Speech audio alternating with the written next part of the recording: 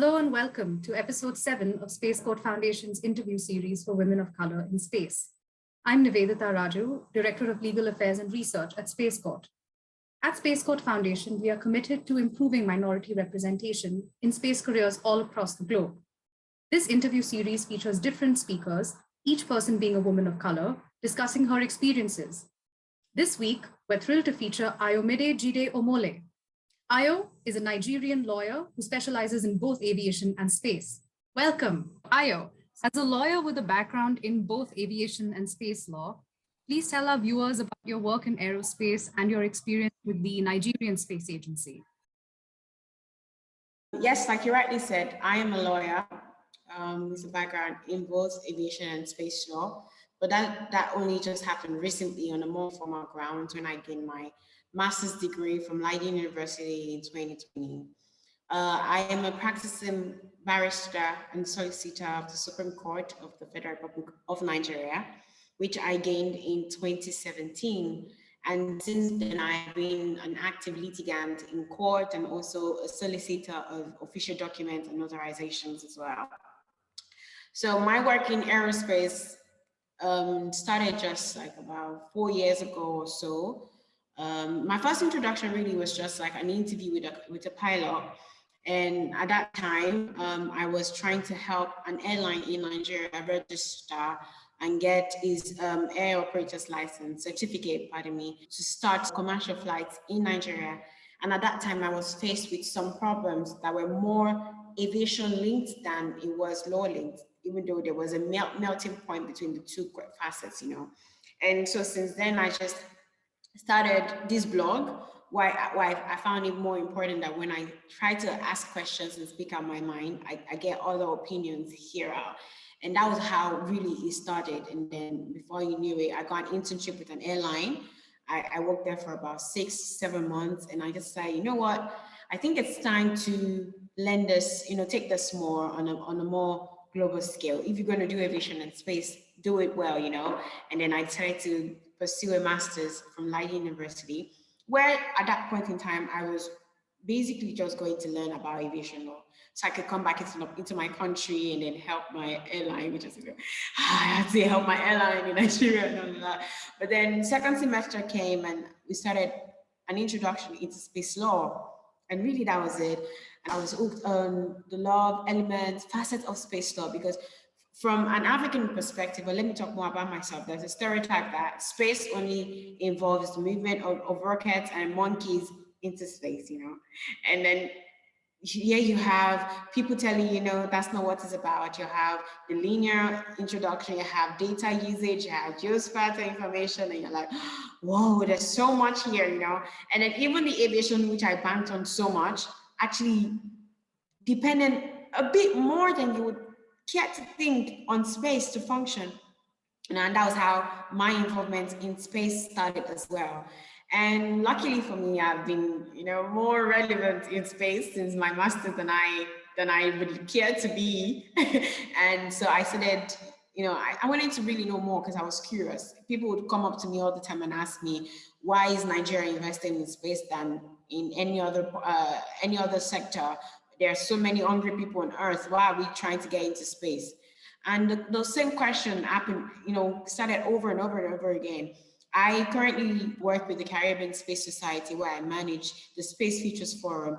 And I begin to realize that the same problems that we have as an African continent is also precarious on the Caribbean sector. I decided to know what, let me even get more knowledge because it's so easy to criticize from the outside than when you're actually inside. And that was how I became involved with the Nigerian Space Agency, working with them, consulting with them, and then getting an official internship with them, writing for them, and then just editing basic things and trying to work with the draft regulations of 2015 just to see if we can open a more, curious conversation on space and how Nigeria can really evolve in space.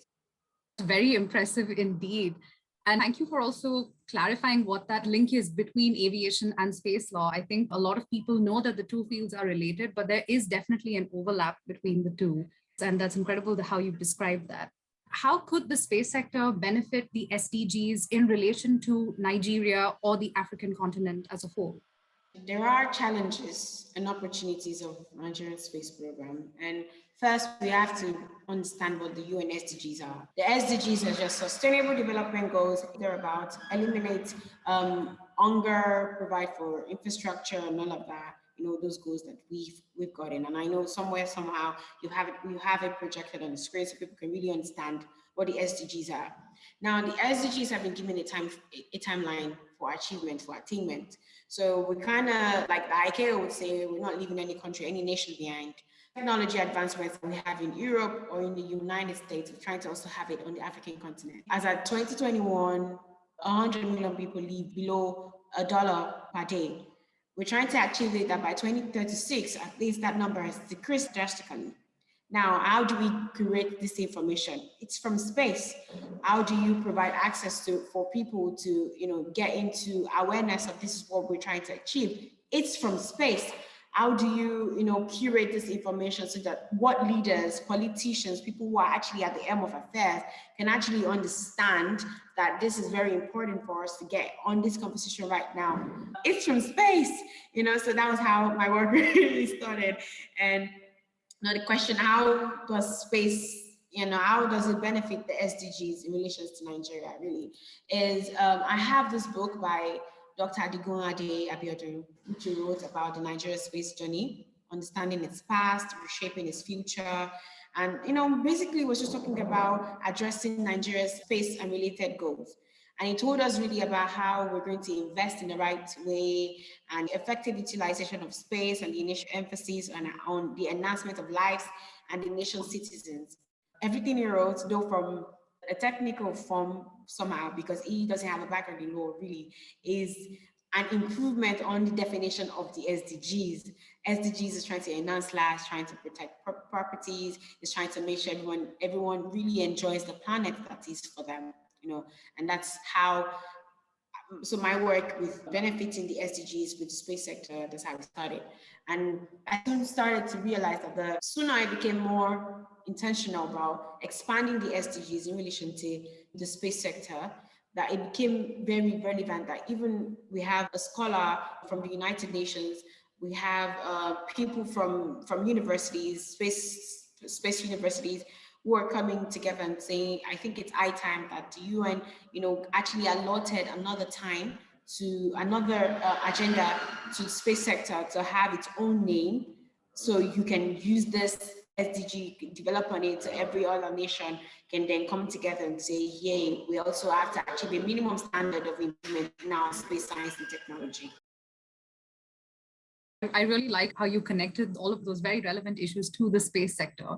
You had mentioned the problems that developing countries face in accessing the space sector, and that these problems are very specific. Can you tell our viewers about how you came across these issues in your work? The problems that we have as a developing nation is almost the same thing when you go everywhere. Even the Nigeria, South Africa, Kenya, Malawi, people will come out and say, hey, we are the frontiers in space. We still have the same problem. Just last week, we had the Malawian president travel from Malawi to the United Kingdom, just to be able to hold a virtual conference. And people came out and said, hey, this is very embarrassing that you would travel with a 10-man delegate just to go and sit down in the United Kingdom and plug your laptop into a socket and then have a meeting virtually. And he cited an issue and he said, yes, I had to travel because of poor connection. And people went ballistic about how you can travel, waste that much money and resources. And really, I sat back and I started to wonder, if really he did have a good connection in his country, would he have traveled in the first place? And really, that's the borderline between space and every other sector. When people come up at me, like I previously mentioned, and they ask me, why do we invest in space? I say, would you rather we import space science and technology and pay twice as much as doing it ourselves directly? The microwave you use in your house, the television, the mobile phones you carry on your palms every day all around are the function of space science and technology. Then when we say we have to invest in space science, and then you look at you look at it from a myopic view, and you look at the money being expended, and then you try to criticize the whole system because of the capital intensity, then you really lost the effective benefit in the long run.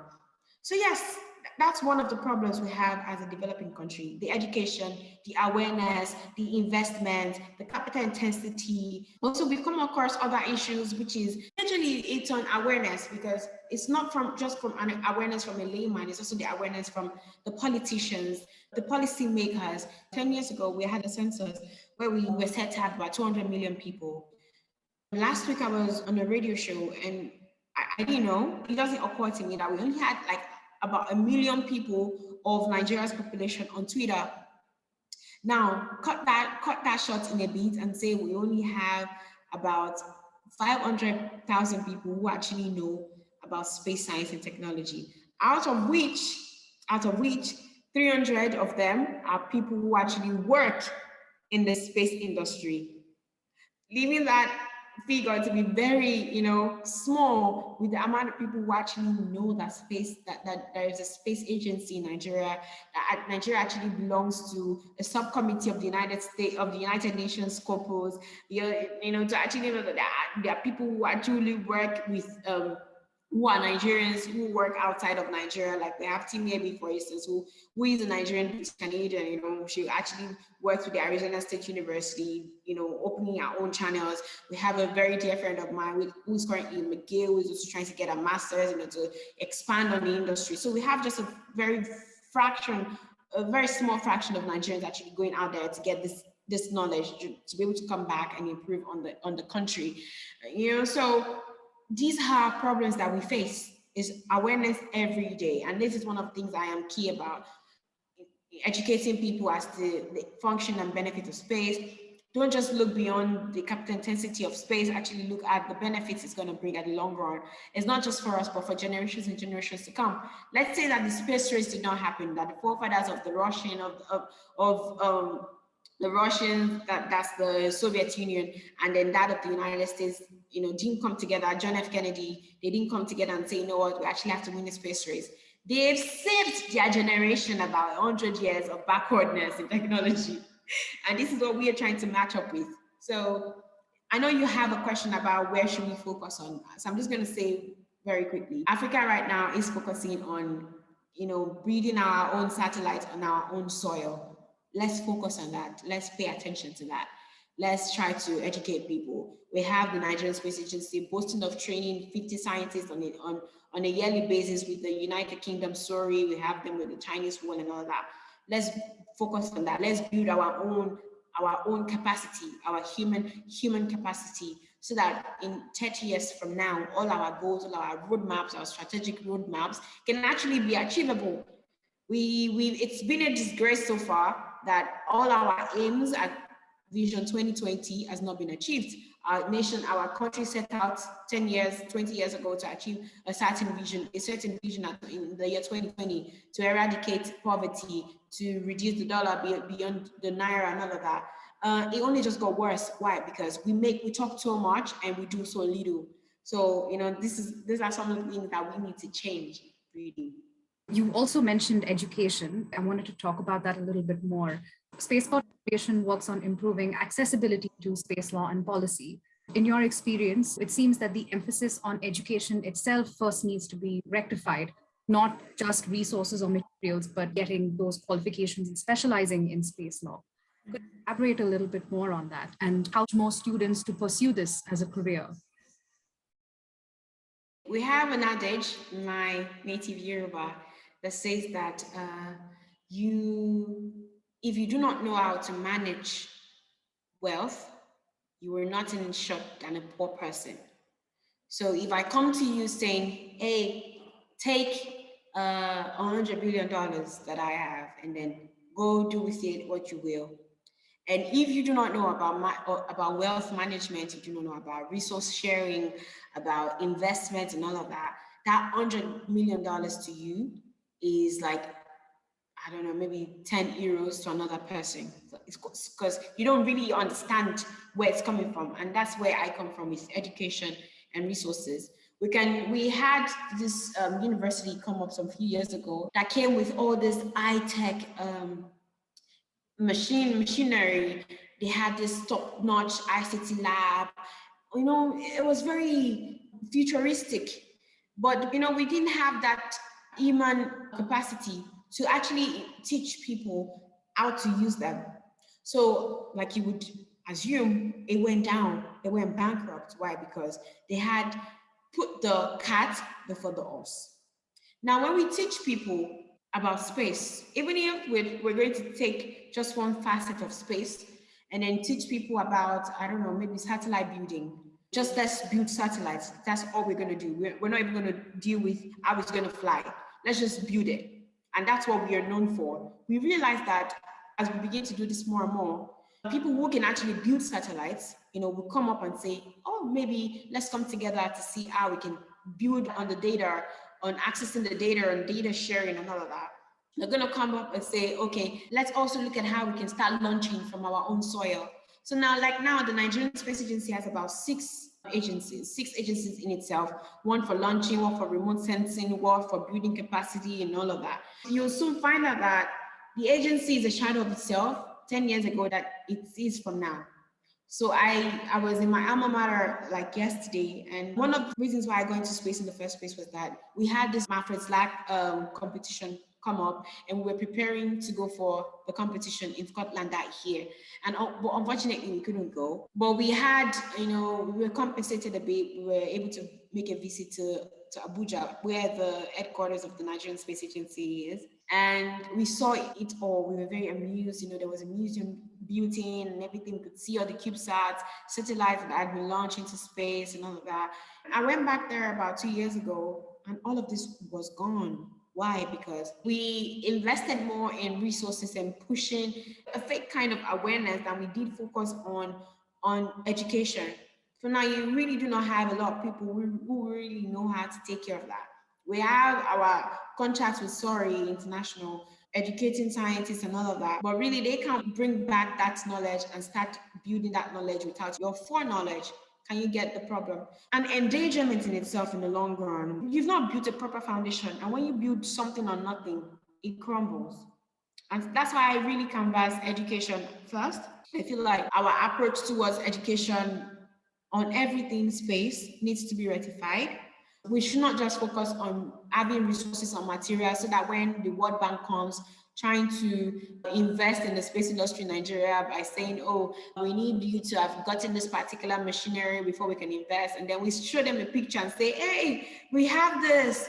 And then they give us the money and then we go again, disbursing it as we would, the Nigerian factor, the African factor, where we don't actually see this money working in the economy. And then the whole system keeps going back down, and you're giving people the opportunity to keep on saying that, hey, look, the money being given to this sector, it's not in operation because of mishandling, misappropriation of funds and all of that. And like I said, it's very easy to judge from the outside, but when you know what's happening on the inside, then you can actually take a more holistic view. And that's what I have done. We have people who actually want to see the industry move forward, or you actually have people who don't actually know what the industry does, but are the aim of affairs and would, for one reason or the other, see it crumble than would do their best to build it. That's so insightful. The examples that you shared really shed light on the problem. That's very important for policymakers to understand, whether from inside or from the outside. Moving to the different subject of being a woman of color in the space sector. When we last spoke, you said, I wake up every day prepared to fight the system. As one of the inspiring women leading development of space policy in Africa, what advice do you have for young girls and women who want to follow in your footsteps? I would say first, you have to find passion in everything you do. That's the first thing. Like I wake up every day and I ask myself, why am I here? I could as well be a company secretary in a firm, in a tech firm, and be making twice as much money as I make now. But really, am I fulfilled? That's the question to ask. Are you fulfilled? Someone can wake you up from sleep and say, hey, this, and this, and you can actually give a definite answer without feeling insufficient, then you've done the job, then you're paying your dues back to the economy. Maybe because of my years in litigation, I am more adversary than I would like to be. I like to fight the system a lot. I like to say, hey, you're not doing so well. It's my opinion. It's what I can see. You can't change my opinion based on sentiment and all of that. If I want the system to work. I think that Agenda 2063 of the African Union, we have single African air transport market, free movement of persons and services and goods and all of that. We have African free continental free trade area, and you have all of that. But all of this is not going to work if we do not have a good technological system. Now, technology is also in the way we move. It's culture, basically. It's in the way we see, in the way we move, in the way we live, in the way we do things. And if we've not matched up to that standard, where we call ourselves the giants of Africa, the most populous Black nation, and we can't boast that at least a quarter of our economy, of our population is doing exceedingly well.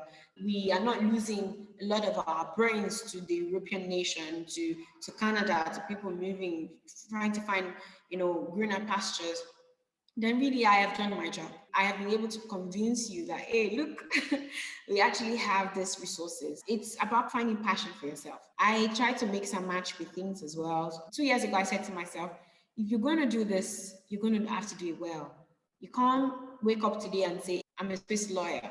And then the next day you're like, yeah, I'm gonna take a break and I'm gonna do something more forthcoming financially for me. So yeah, it's really more about passion. As a woman in space, as a woman of color, then again, you're faced with a lot of battles. You're faced with a lot of, I don't want to say discrimination in its own sense, but yes, you're faced with that because right now in Nigeria, you have more and more people who are being male, being men. So when we try to challenge them, because of how my culture is, like, you're relegated. It's your determination to say, hey, I'm not going to be treated as a second-class citizen. I know much more than you do. I can stand my own ground because I do know what I'm saying. Then you start to notice that, yes, people tend to give you more audience. And it's also about the exposure. You have to keep on reading. You have to keep on doing your own research. You have to be on yourself to be the best you can be. I have a friend, like I said, she's currently in McGill. And right now, I know she's coming from my back, but right now I try to see her as my strongest competitor. As well, I try to see her as my friend because I know that when she eventually gets her degree, we can come together and work together to actually build on something stronger than we didn't have. Because we don't have aviation law, space law, technology, we don't have all of that being taught in our Nigerian universities. As law students, we focus more on old laws that go as far back as the 1800s to learn. And you see, like, law is dynamic, is very dynamic, it's changing every day, but we are stuck with the old system of doing things. But when you have 2 or 3 more people whose vision are aligned with you, you see that your path is smoother, you're able to walk faster. As a woman in color, that's something I face. I had to fight the system every day. I have to challenge people. I have to call people out on their nonsense. If you know your onions, then people will actually hear you. Then they know, okay, this is how you want to be dealt with. So really, it's more about challenging the system, being passionate and being true to yourself, and knowing that outside of this, there's no way out. So space law has become what I eat, what I drink, what I sleep, how I do and everything. That's what it is about me. Thank you, Ayomide. It's an honor to share your story, and we're grateful to be learning so much from you. Space Court Foundation will announce details for its next episode soon. Until then, please like this video, subscribe to our channel, and follow our social media pages for updates.